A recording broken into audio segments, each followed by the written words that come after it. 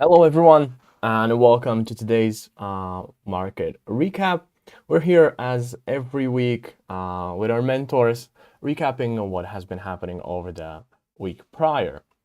Now, please let me know in the chat if you can hear us, if you can see us, if everything is working properly. Just that we can be sure that everything is working, and we're going to give a little bit of time for everybody to join in. In the meantime, let me introduce you to my co-hosts today. On my left-hand side, we have Bruno Perinelli from Argentina. Hey guys. And to my right-hand side, I'm with Jake Torres. Hi, Jake.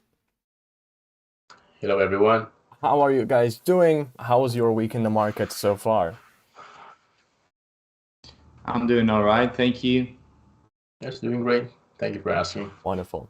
So by now, we hopefully have everyone joined in, comfortably seated, with their favorite snacks in hand, ready to watch.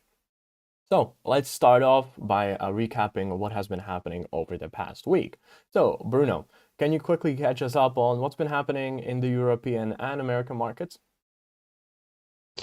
Well, first of all, the main thing that boosted the Great British Pound was the strong UK PMI that literally made it soar in just a matter of hours. Then core CPI in the Eurozone above expectations was surprisingly what kept the euro quite stable. And also the Fed minutes were the main event in the United States. The Feds decided to fight inflation. It acknowledged some progress in slowing down inflation, and also the U.S. economy is still strong. But the Fed knows that inflation won't go below 3% annually with robust labor indicators. And also worldwide bond yields has been moving in sync, going up since mid-January, especially led by the inflation data in the United States. So basically, those were the main events that moved the currencies and moved the currency pairs during the last week. Thank you, Bruno. Jake, what has been happening in the Asian sessions over the previous week? Last week, the most important event that we watched is number one was the release of the interest rate decision from New Zealand, and they hiked by 50 basis point, and that is already expected from the market.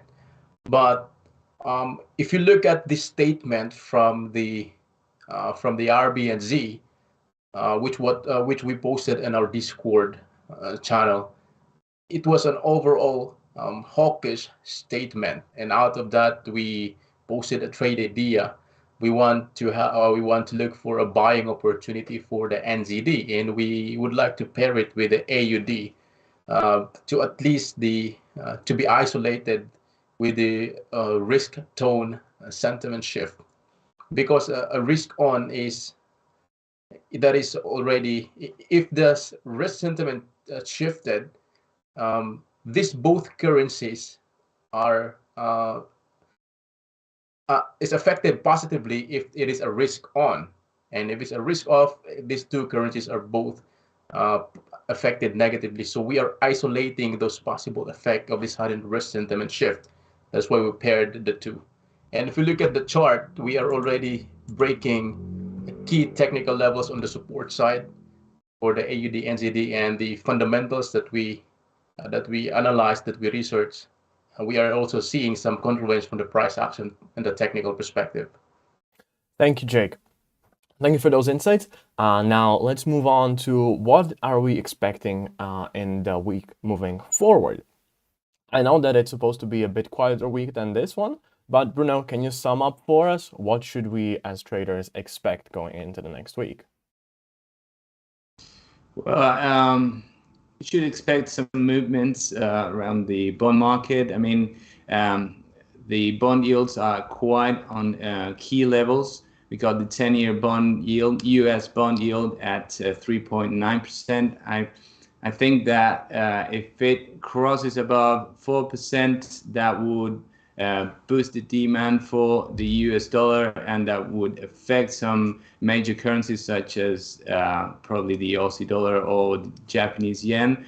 Whereas if the bond yields reverse and start going downwards, let's say to 3.9%, 10-year bond yield, 3.8%, then we could see a rebound in Japanese yen or the Aussie dollar.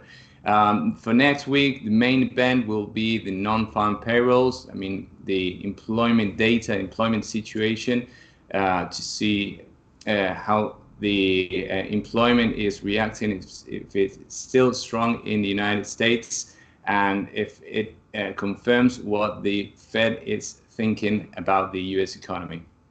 So actually quite an interesting week, contrary to what I was thinking in the beginning. Jake, what can we be expecting in the Asian session?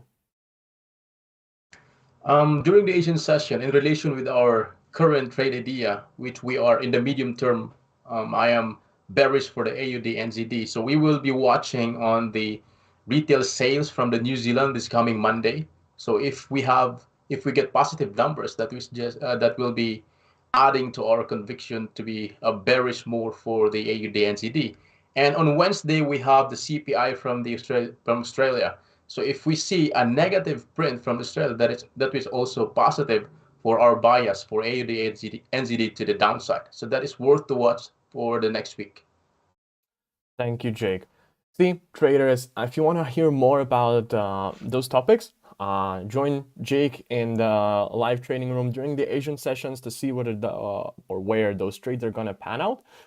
Join Bruno and join our Discord channel where we do provide many tips, tricks, trading warnings, trade ideas, a bunch of useful content for you on a daily basis from all of our mentors.